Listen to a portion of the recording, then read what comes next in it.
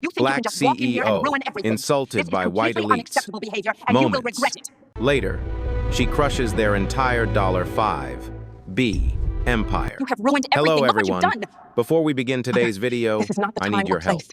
We've How dare noticed you that come the in here like channel this? is You will losing pay for this. traction, I have nothing and to hide. Let subscribing them is see one the of the truth. best ways you can help us. Right. It's quick, free, and allows us to continue bringing you great content. Your Look what you've support done. means You everything. have ruined everything. Let's keep this channel Security, growing remove her collectively. immediately. Where are you watching from? Drop your city or country in the comments below. Thank you very much. Now, let's get back to the story. The string quartet hadn't even finished their first movement when the night shattered. A crystal glass half full of red wine tilted, spilled, and splashed downward in a single, horrifying streak. The liquid hit the white silk of Dr. Maya Ellison's gown like a wound bursting open. A chorus of gasps rippled through the gallery hall. And then came the words, sharp, cold, honed over a lifetime of entitlement. You thought you belonged here?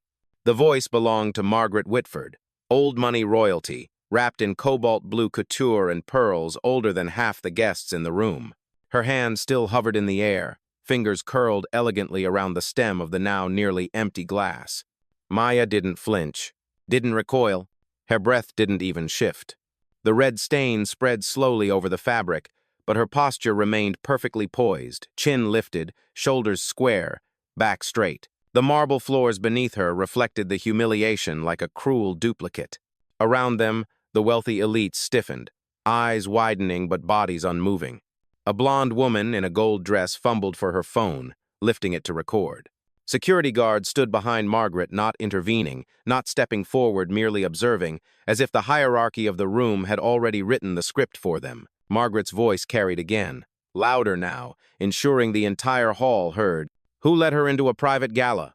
These events require legacy heritage, not whatever this is. A few elites stifled awkward laughs, unsure whether to agree or pretend they hadn't heard. Someone murmured, "Must be nouveau money." Another whispered, "Probably squeezed in through a sponsor ticket." A man in a tuxedo cleared his throat and took a half step back, as though standing too close to Maya might stain his reputation. But Maya didn't give them the reaction they wanted. Her eyes dark, calm, razor-sharp, never left Margaret's. Not rage, not embarrassment, just a terrifying, surgical kind of clarity. Before the tension could tip into violence or silence, a warm, careful voice cut through the air. "Dr. Ellison, are you all right?" It came from Lucas, a young event staffer stationed near the archway. He looked terrified that he'd spoken, terrified of Margaret, terrified of the room, terrified of the hierarchy he'd just crossed. But Maya turned her head slightly toward him and gave the smallest nod, permission, gratitude, and reassurance, all contained in one subtle gesture. Margaret scoffed.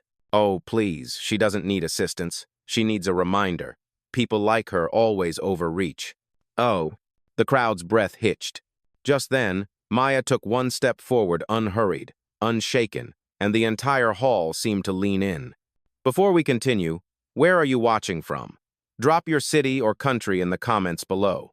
And if you believe in dignity and justice, hit like and subscribe. These stories spark change.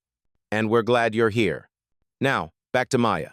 She looked down at the dripping stain on her dress, then back up at Margaret. And with a voice smooth as polished stone, she replied, "Is that what you think this was?" Margaret's smile sharpened triumphantly. But if she'd looked closely, really closely, she would have noticed the faintest glint in Maya's eyes. A glint that didn't belong to someone humiliated. A glint that belonged to someone who had just decided the fate of an entire $5 B empire. The quartet kept playing, trying desperately to hold the room together as if music could stitch dignity back into a moment already torn open. But nothing could hide the stain on Maya's dress. Nothing could hide the silence that followed, a silence colder than marble. Maya inhaled once, slow, measured, the kind of breath someone takes not to calm down, but to decide. Around her, the elites of the city pretended to resume their conversations, yet every pair of eyes was glued to her. Even the statues that lined the gallery seemed to tilt in her direction, frozen witnesses to a hierarchy being tested. Margaret Whitford adjusted her pearls, satisfied.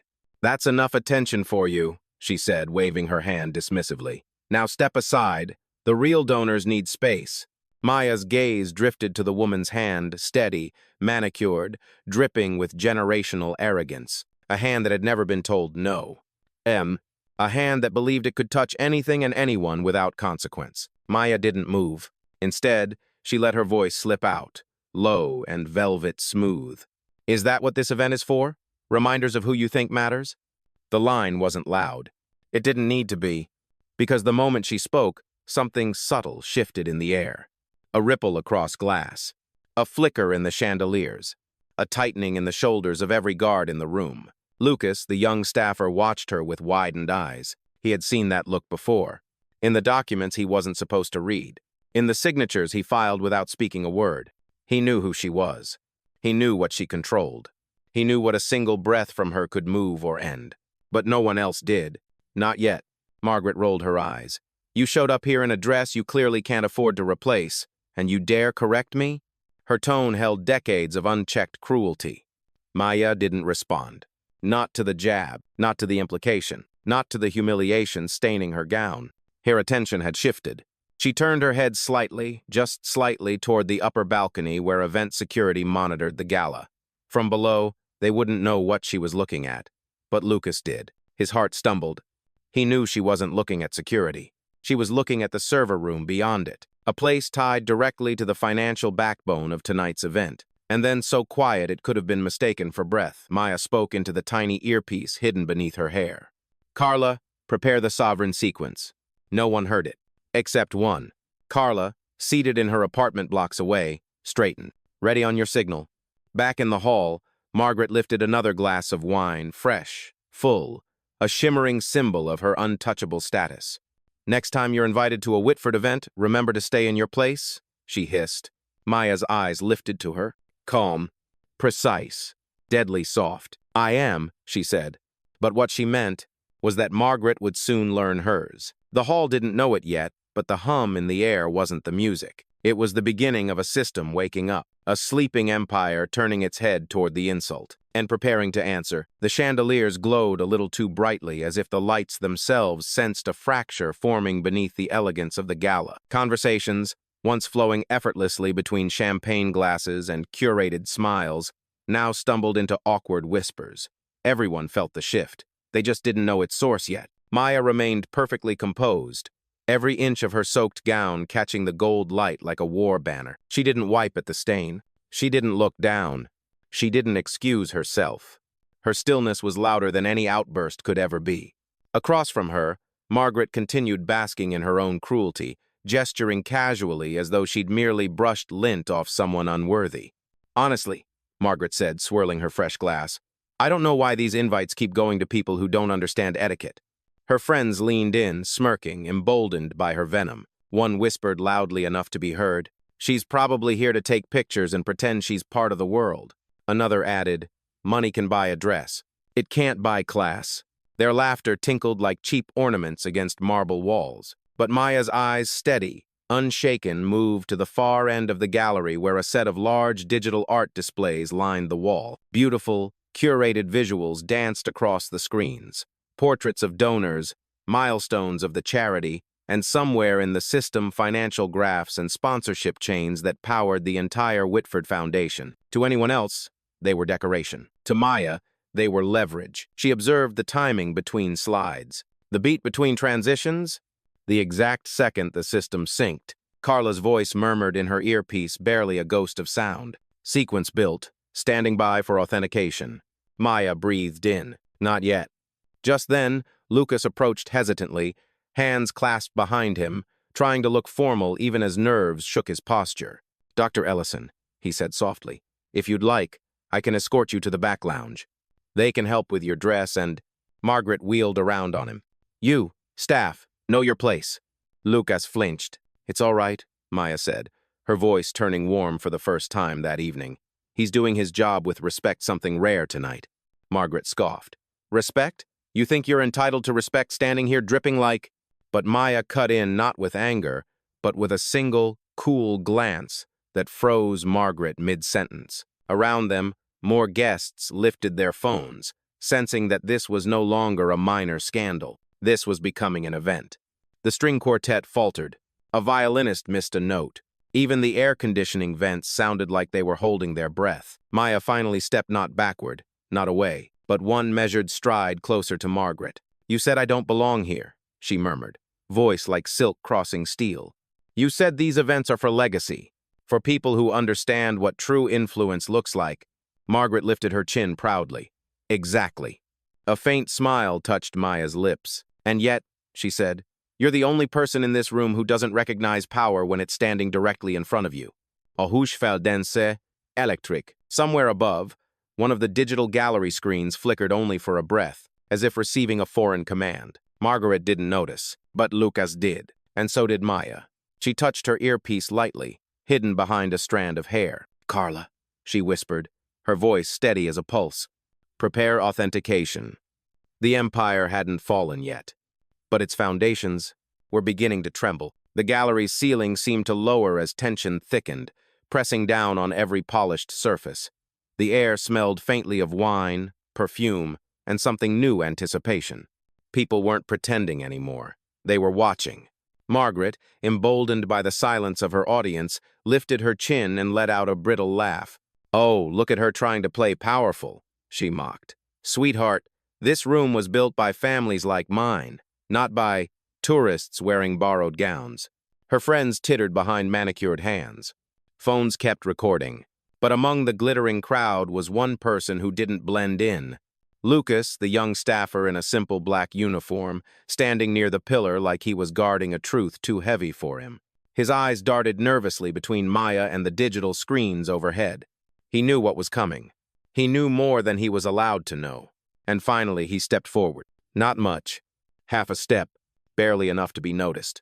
But in a room like this, where hierarchy was architecture, that half step was rebellion. "Ma'am," he whispered toward Maya, voice low but trembling with urgency. "The system is sinking. We're seconds away from—" Margaret snapped her head toward him. "Who are you to speak?" she hissed. "Your staff. Invisible. Background.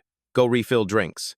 Lucas froze, cheeks burning. Margaret turned back to Maya with a satisfied smirk. "You see? Even he knows his place." Maya's voice slipped out, soft but surgical. "Do you?" The words hung in the air like a blade suspended by a thread. For the first time all evening, Margaret faltered. Just a flicker, but a real one. The crowd noticed. And so did Lucas. Gathering one shallow breath, he did something unthinkable. He stepped fully into the circle of elites. "I know who she is," he said louder now, voice cracking but brave. A ripple spread through the gallery. Margaret's brows shot up. "Excuse me?" Lucas swallowed. "I know exactly who she is. I saw the files when prepping tonight's donor list. She's not here on a guest ticket. She's not pretending to belong." He looked at Maya with a mix of guilt and admiration. "She's the controlling authority behind the consolidation deal, the $5 billion one your foundation depends on." The room went silent enough to hear the chandeliers buzz. Margaret blinked, stunned but quickly recovered with an icy laugh. "That's ridiculous. She's nobody. Probably fed you lies to sneak in." Lucas shook his head. "No, her credentials were in the encrypted brief. Owner-level access. I wasn't supposed to see it, but—" "Enough." Margaret's shrill voice cracked through the hall like broken glass. She took a threatening step toward him. "You overstepped. I'll have you removed from this event immediately." Lucas flinched, bracing for security to seize him. But they didn't move. Not because they respected him, but because they were watching Maya. She turned toward Lucas fully now, offering him the smallest nod, the same quiet assurance she'd given him earlier, but deeper this time. "A promise.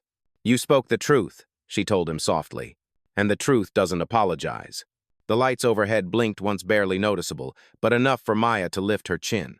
Carla's voice whispered through her earpiece. "Authentication ready, one command." Maya's eyes shifted back to Margaret. The predator had finally realized she wasn't the one hunting. Because in the middle of an opulent hall dripping with old money, an empire had just chosen the wrong woman to humiliate. And the system behind it was seconds away from proving it. The gallery's ambient hum seemed to fall away, leaving only a tense, vibrating stillness. Even the quartet had stopped mid-measure, bows frozen in the air as if the music itself refused to continue until the truth did. Margaret's composure, polished over decades of inherited privilege, finally cracked. Her jaw tightened. Her grip on the glass strained. Her eyes sharpened with something primal, fear disguised as fury. "Security!" she barked, pointing at Lucas as though he were vermin. "Remove him now!" But the guards didn't move. Not out of defiance, not out of loyalty. They simply hesitated, because nothing in their protocols told them how to respond when a staffer accused an elite patron, and the patron suddenly looked unsure. Maya stepped once, just once, toward Margaret, a calm, steady stride that shifted the balance of the entire hall. "Why are you panicking?" Maya asked quietly. "Isn't this your world, your rules, your event?" Margaret scoffed, raising her chin. "You don't intimidate me. A ruined dress doesn't make you powerful." Ugh. Maya's expression didn't change. This was never about the dress. A screen at the far end of the gallery flickered, then again, then stabilized. The projection shifted from donor slides to something unfamiliar, a deep blue interface, sleek and corporate, pulsing like a heartbeat. Guests gasped softly. Margaret followed their eyes. "What is that? Who authorized?" But Lucas already knew. He whispered, "It's starting." The digital display brightened, text and icons forming like constellations. Sovereign sequence. Authentication in progress. Margaret blanched. No, this is some kind of prank." "Shut that off," she snapped at security. But the guards didn't know how. This wasn't their domain. This wasn't anyone's domain. Except one. Maya lifted a hand to her earpiece. "Carla," she murmured. "Continue." The screen responded instantly. Verifying ownership chain. 2 treads %. Verifying parent rights. Audio halfyards %. A nervous hush swept the room. Margaret sputtered. "This is absurd. There is no way you have access to our foundation's systems." "Your foundation?" Maya repeated gently, as if tasting the irony. Margaret stepped closer, voice trembling beneath the rage. "You think humiliating me proves anything? You think causing a scene gives you power?"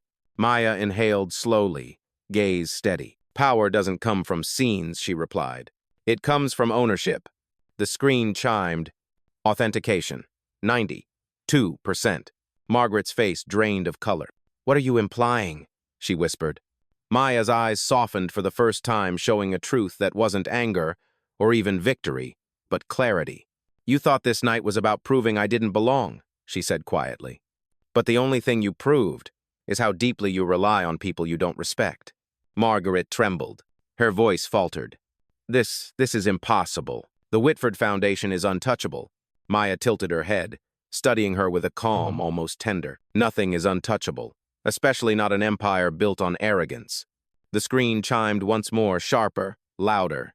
Authentication complete, displaying primary authority. Phones snapped up. Guests leaned in. Margaret shook her head violently. No, stop this! Stop!" But there was no stopping it. The system had chosen its moment, and the hall braced, because the reveal wasn't coming. It was already here. The gallery's screens brightened with a cold, electric glow so bright it washed over the marble walls and shimmered across the crystal chandeliers like dawn breaking inside the building. All conversations died. Even Margaret, mid-protest, fell silent as the interface pulsed. It was the kind of light that didn't just illuminate a room. It exposed it. Sovereign sequence. Primary authority locked, pending public display. Margaret stumbled back a step, disbelief widening her eyes. "This can't be," she whispered. "This isn't real. Someone shut that down." But the commands didn't belong to her anymore. They never had. The crowd parted slightly as Maya stepped forward, not aggressively, not theatrically, but with the certainty of someone who understood the weight of consequences and who no longer intended to hold them back. The stain on her dress glistened beneath the blue light. But somehow, the ruin made her more regal, not less. Margaret spat. "You think you can embarrass me with a light show? You think this will scare me?" Maya didn't look at her. Instead, she looked at Lucas, the young staffer who had stood up when no one else dared. "Are you all right?" she asked softly. Lucas blinked. "Stun. No one's ever asked me that at these events." A faint smile touched Maya's lips, gentle, human. The room felt that shift. The truth of who held dignity and who didn't was becoming painfully clear. Margaret's composure snapped. "Don't look at him, look at me," she screamed. "I am the Whitford name. This is my foundation, my event, my legacy." Maya finally faced her. "No," she said calmly. "It isn't." Margaret froze. "What are you talking about? I own—" Before she could finish, the screen answered for her. Verified owner. Dr. Maya Ellison. Parent authority, 82%. Sovereign control, active. The collective gasp that followed felt physical, like a wave crashing through silk gowns and tailored tuxedos. Margaret's jaw dropped. No, that's not. You can't. This has to be hacked. Lucas shook his head. That system isn't hackable. It's encrypted across multiple financial networks. Only the parent authority can— Shut up! Margaret shrieked, but her voice cracked under the sound of her empire fracturing. Maya spoke softly, but her words carried through the hall with the gravity of judgment. You spilled wine on a dress, but what you really revealed is how you treat the people you rely on. Margaret trembled, gripping her glass so tightly her knuckles went white. That deal was ours, she whispered. We needed it.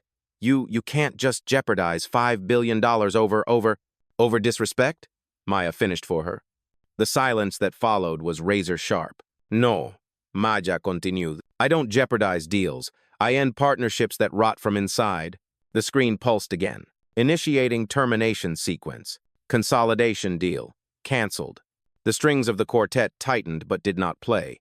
Phones rose like witnesses in a courtroom. Security took a small step forward, not toward Lucas, but toward Margaret. Her face collapsed. Not physically, but in the quiet, devastating way a dynasty realizes its bloodline has miscalculated. This will ruin us, she breathed. Maya's voice softened, but it didn't bend. Actions have consequences, even for the powerful. She turned slightly, giving the room every onlooker, every witness, every silent accomplice a moment to feel the shift. The fall had begun, and Maya hadn't raised her voice once. The gallery didn't breathe. Hundreds of eyes fixed on the wall-sized display as it shifted from deep blue into a crystal-clear corporate interface, one that no guest, no donor, no elite heir had ever seen triggered in public. Sovereign sequence complete, displaying primary controlling entity. The final line pulsed once, twice, and then the screen dissolved into a high-resolution portrait. Her portrait, Dr. Maya Ellison, not a gala snapshot, not a social media photo. A formal ownership headshot, sharp lighting, neutral backdrop, unmistakably authoritative. Below it, in silver text that glowed like a verdict, 82% ownership parent authority, full consolidation rights. A sound rippled through the crowd. Not a gasp, not a cry, a collective collapse of illusions. Margaret's hands slackened. Her wineglass slipped from her fingers and shattered against the marble floor, spraying red across her heels like a confession. No, she whispered, stumbling backward. No, you're lying. This is some stunt. But there was no stunt. Just truth, unavoidable and towering. Maya remained still, standing under the cold glow of her own authority. For the first time, the red splash on her dress looked less like humiliation, and more like war paint. Margaret pointed at her with a shaking finger. You deceived us? Maya's reply was soft, measured, devastating. I walked into this room exactly as who I am. You're the one who chose not to see me. The room tightened, as if the chandeliers above had leaned closer. Margaret tried to recover, voice cracking under desperation. You can't do this. You can't cancel the consolidation. You're harming an entire legacy. A legacy built on exclusion isn't a legacy, Maya answered. It's a cage. The guests, once silent allies of the Whitfords, shifted uncomfortably. Some lowered their eyes. Some stepped back from Margaret entirely, as if privilege were contagious and they no longer wanted to share in hers. Margaret's voice dropped to a whisper. You're ending everything my family built. Maya stepped closer, no anger, no pride, just undeniable truth. Your family didn't build an empire, she said softly. They built a gate, and tonight, it finally opened. Phones were now recording openly, held high, unashamed, capturing history in real time. A single sentence formed on every guest's lips before they even heard it. A sentence they'd repeat in comments, in headlines, in boardrooms, in whispers. The viral line. Maya looked directly at Margaret, her voice low as thunder before rainfall. You insulted me. In an empire I own. The room erupted in silence, that rare, electric kind of silence that crackles louder than applause. Margaret staggered back, as though struck. Lucas exhaled shakily, awe flooding his face. And the crowd, once loyal to Margaret, shifted, all at once, toward Maya. A gravitational realignment. Respect no longer belonged to the Whitfords. It belonged to the woman they had tried to humiliate. But the reckoning was only beginning. The moment the viral line echoed soft, controlled, irreversible, the atmosphere inside the gala shifted like a tectonic plate. Power didn't just move, it transferred. The crowd, dressed in silk and arrogance, suddenly found themselves orbiting a different center of gravity. Maya didn't bask in it. She simply stood there still, regal, the embodiment of unshaken authority while the truth continued unfolding around her. Behind her, the massive digital display shifted again. Consolidation deal. Termination in progress. Parent authority confirmed. Foundation access privileges revoked. The words moved cleanly across the screen like legal scripture, and each line hit Margaret like a physical blow. "Stop it," Margaret gasped. Her voice sounded wrong, thin, hollow, stripped of its polished armor. "You can't just dissolve a $5 billion deal during a gala." Ugh. Maya turned toward her with the calmness of someone who understood systems deeper than those who inherited them. "I'm not dissolving it during the gala," she said. "I dissolved it the moment you made the mistake of assuming I had no power." Her tone wasn't bitter, it wasn't triumphant. It was factual. That made it even more terrifying. The crowd murmured, some in shock, some in awe, some in guilty recognition of the prejudice they had silently condoned. A man in a platinum tie whispered, "She has sovereign control." Another replied, "That's parent-level authority. That means the Whitfords report up to her." Lucas, still near the edge of the circle, looked like he was witnessing a chapter of history that would be quoted in leadership seminars for decades. Margaret grabbed Maya's arm, or tried to. Before her fingers even touched silk, security moved. Not aggressively, not violently, but with sharp, seamless precision, two guards stepped in, separating Margaret's hand from Maya's arm by inches. "Ma'am," one guard cautioned. "Step back." Margaret recoiled like she'd been struck, humiliation burning across her face. "You're protecting her," she screamed. "She's destroying us." Maya met the guard's eyes, briefly silent gratitude exchanged with a nod. Then she looked back at Margaret. "You destroyed yourself," Maya said softly. "I'm simply documenting the moment." A new alert flashed across the screen. Whitford Foundation. Financial freeze initiated. Sovereign directive. Irreversible. "No." Margaret lunged forward, but her voice broke mid-scream. Her knees buckled, catching against the heel of her shoe as she stumbled into a table. Crystal glasses toppled, shattering in a cascade of glittering fragments. Her friends, those who had smirked at Maya minutes earlier, now stepped away, distancing themselves as fast as their designer heels allowed. The old aristocracy didn't protect its own. It only protected its image, and Margaret was no longer part of the image worth saving. One woman muttered, "We can't be associated with this." Another whispered, "Her family won't recover." Someone else added, "She shouldn't have provoked the wrong person." Margaret looked up at Maya, eyes blotched with panic. "You're ending generations of work," she pleaded. "You're ending us." Maya's expression softened not with pity, but with clarity. "I'm ending nothing," she said. "I'm allowing what you built to reveal itself. Weak foundations collapse, strong ones adapt." Her words didn't rise. They didn't shake. They simply landed, heavier than any shout could ever be. Behind her, the system announced the final blow. Consolidation. Terminated. Impact. Global network updated. Status. Finalized. A dynasty fell in 3 lines of text, and Maya hadn't raised a hand. She hadn't raised her voice.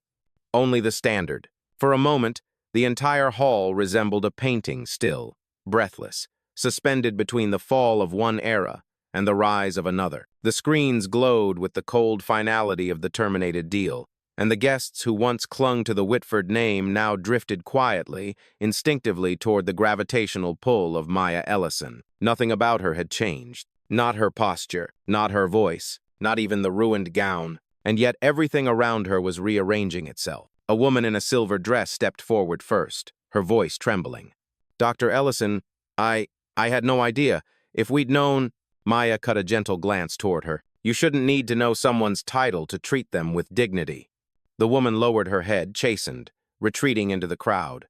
A group of suited men who had earlier snickered behind champagne flutes now stood stiff, eyes averted, desperate to escape association with Margaret's downfall.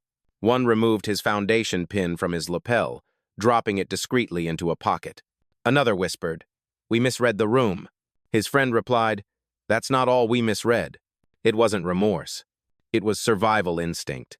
Margaret, disheveled and trembling, pushed herself upright. She looked around the hall, searching for allies, finding none. People she had funded, favored, and flaunted now avoided her with surgical precision. A lifetime of cultivated influence evaporated in minutes. "Cowards!" she hissed under her breath, voice cracking. "All of you!" But if anyone heard, they pretended they didn't. Reputation was currency, and hers had just defaulted. Security remained flanking her, not touching her, but clearly instructed to prevent further escalation. The power dynamic was unmistakable. She was no longer the protected one in the room. Meanwhile, Lucas stood frozen, watching the world shift. He looked at Maya like she was rewriting the rules of a universe he'd grown up believing was fixed. He approached her hesitantly. "Dr. Ellison," he said, voice soft but steady. "I'm sorry for what happened tonight, for what they said, for what they did." Maya turned to him fully. "You have nothing to apologize for," she replied. "You were the only one who stood up when truth was inconvenient." His eyes glistened with something like pride and disbelief that someone like her would acknowledge someone like him. Behind them, more guests drifted closer, lowering their phones, trying to stand near Maya as if proximity might cleanse them of complicity. But Maya didn't indulge them. Instead, she faced the entire hall, her voice carrying through the air with no need for volume. "Tonight wasn't about money," she said. "It wasn't about deals or donors, it was about character." "Oh." A murmur of discomfort rippled through the crowd because the judgment wasn't directed only at Margaret. It was aimed at every silent witness who had treated cruelty as entertainment. "Wealth doesn't define power," Maya continued. "Behavior does. And tonight, this room made a choice." Her eyes scanned the hall. No one looked back, not directly. Even the string quartet lowered their eyes. Margaret's breathing hitched, her voice a rasp. "You don't know anything about choice." When the doors shut behind her, the gala seemed to exhale. Not relief, not triumph, but the stark awareness that something irreversible had taken place. Maya remained standing at the center of the room, surrounded yet untouched like a pillar the storm couldn't bend. The red stain on her dress no longer looked like an accident. It looked like a mark the night had failed to erase. A board member from the Whitford Foundation approached cautiously, hands clasped as if surrendering. "Dr. Ellison," he began, voice trembling. "We none of us supported what she did. If you'd consider reinstating the consolidation, we can restructure leadership, remove her, rebuild the board, whatever you request." Maya studied him, her expression unreadable. "You're not asking me to fix the foundation," she said. "You're asking me to save it from the consequences you all allowed." He swallowed hard. There was no rebuttal. Another donor stepped forward. It was one person's behavior, not the whole room.